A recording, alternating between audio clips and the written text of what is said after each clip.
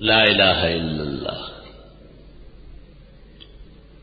حدیث شریف میں ہے کہ آپ کی خدمت میں صحابہ نے کہا کہ بعض بت ایسے ہیں کہ ان سے آواز آتی ہے۔ یہ تو شکر ہے کہ درگاہوں میں آواز بواز کچھ بھی نہیں ہے، ورنہ یہ بدعتی تو گھر ہی نہ آتے، وہی لیٹے رہتے۔ تو آپ نے یہ نہیں کہا کہ اوہ ہو اچھا ایسا ہو رہا ہے، آپ نے کہا یہ شیاطین ہیں، لوگوں کے عقیدے کو نقصان پہنچانے کے لیے وہاں ٹھہرے ہوئے، اور آپ نے ان کو طریقہ بتایا، ان کو نکال لے گا۔ مسلم کے سامنے غیر اسلامی نظریہ کبھی بھی مؤثر نہیں ہوتا۔ اگر کوئی شخص آسمان و زمین کے درمیان میں آ جائے، ہوا میں اڑ رہا ہو، بادل بنائے، بارش برسائے، تب بھی ہم اسے غلط کہیں۔ اسلام نے اس کی کوئی قدر نہیں کی، غلط ہے، جادوگر ہے، شعبدہ باز ہے، بے حقیقت شخص۔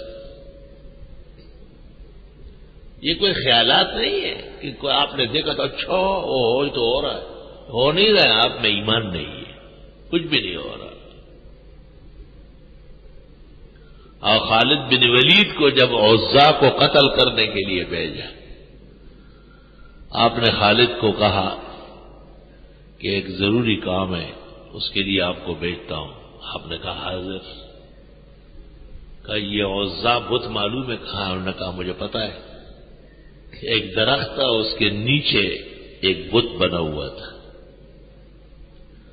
اور مشرکین آخر میں وہاں جاتے تھے جب تمام جگہوں سے مایوس ہو جاتے، تو تمام مشرکین اس کے ارد گرد بیٹھے ہوئے تھے کہ یہ شخص آیا ہے اور اس نے نبوت کا دعویٰ کیا ہے، اور اس کو ختم کر دیا آپ۔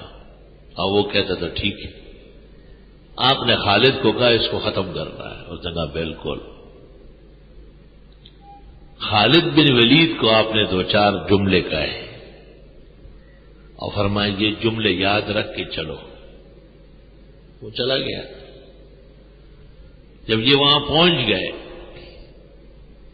اور اس نے وہاں کلمہ اسلام کھڑے ہو کر سنایا اور کہا نبی آخر زمان آ چکے ہیں اور اب شیطانوں کا کام نہیں چلے گا، اور آپ کی وجہ سے بہت لوگوں کو نقصان پہنچا ہے، یہاں سے ہٹو۔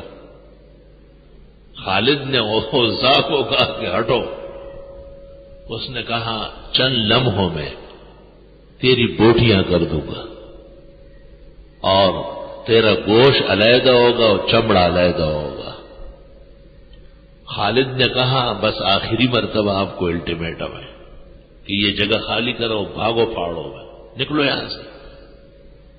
وہ دیکھا ایک ڈراؤنی قسم کی شکل جس کے بڑے بڑے دانت تھے، باہر نکلے ہوئے تھے اور آنکھیں اندر کی طرف تھی، اور جیسے ایک مشین کسی کے پیچھے آ رہی ہو اس طرح۔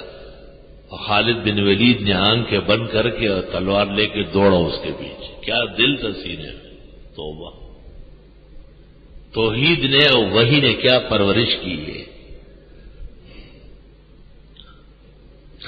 لوگ بھی عجیب ہے۔ کافی وقت ہو گیا، یہاں باہر سوتا تھا میں، تو طبیعت خراب تھی، میں باہر پلنگ پہ لیٹا ہوا تھا۔ یہاں قریب میں ایک قاری صاحب سوتے تھے، قرآن پڑھاتے تھے، لیکن یہ غریب قرآن تو پڑھاتے ہیں لیکن ان کو قرآن سمجھانا ضروری ہے کہ ان کو صرف یہ پتہ ہے کہ آسمانی کتاب ہے اور میں رمضان میں پڑھوں گا، تراویح ہوگی، آگے ان کو کچھ پتہ نہیں چلتا۔ ان کو زیادہ ضرورت ہے کہ قرآن ان کے پاس مضبوط علم کے ساتھ ہو۔ جب بھی میں طہارت خانے جاتا ہوں یہ اٹھ کے دیکھتا ہے، مجھے بھی بہت غصہ آیا، میں نے کہا صبر کرو، یہ یہاں سے نکلتا کیوں نہیں؟ تو میں اس طرف آیا اور سر پر ایک بوری ڈالی اور اس کے اندر نیچے سے لکڑی دے دی، اور جب یہ دوبارہ اٹھا تو میں نے اس کو ایسا ہلایا اور جو ہے بھاگنا شروع کر دیا۔ کھلا ہوا کمرہ ہے اور دروازہ نہیں کھل رہا ہے، چیخ رہا ہے کہ مجھے کوئی چیز مار رہی ہے۔ دیکھو وہم کیا بلا ہے۔ ایک طالب علم میرے پیچھے ہے کہ ہمارے کمرے میں کوئی چیز مجھے ایسا ایسا کرتا ہے۔ میں نے جا کے دیکھا اس کی اپنی قمیص لٹکی ہوئی تھی، اندھیرے میں وہ آستین ہلتا تھا تو اس نے سمجھا کہ نہیں میں جا رہا ہوں، بس میں اس کمرے میں نہیں رہوں گا۔ میں نے کہا یہ تو آپ کی قمیض کا آستین ہے، کتنے خوف زدہ ہوتے ہیں آپ، اتنا خوف ایمان کے ساتھ جمع ہے۔ ایمان تو قوت کا نام ہے، یقین کا نام ہے اللہ رب العزت پر۔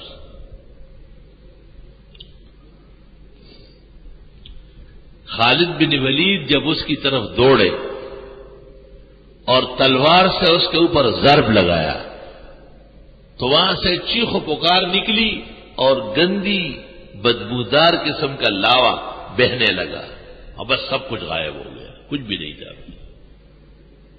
واپس آ کر کے جناب نبی کریم صلی اللہ علیہ وسلم کو واقعہ سنایا۔